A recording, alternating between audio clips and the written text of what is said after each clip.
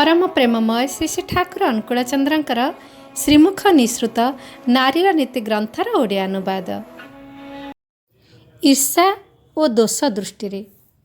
ईर्षा असहानुभूति और दोष दृष्टिर गोटाए प्रधान कारण ही हेउछि जनकु जहा भल लगे अन्यकु ताहा भल न लगे अहंकु आहत उद्विग्न अवसन्न करि तोले।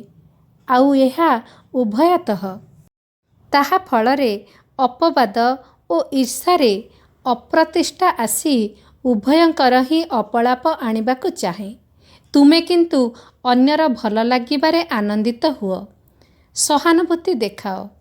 जदि ता तुमर क्षति भी आनी थाए ताहार अवस्था प्रयोजन और बोध आड़कु नजर रखी सेठारे तुमर एपरि हेले तुमे भी ताहा ही करिथांत बोध करी ताहार निंदा बा अख्याति कर नाही।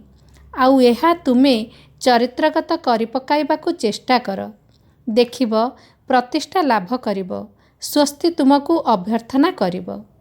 बाणी संख्या 28। जय गुरु।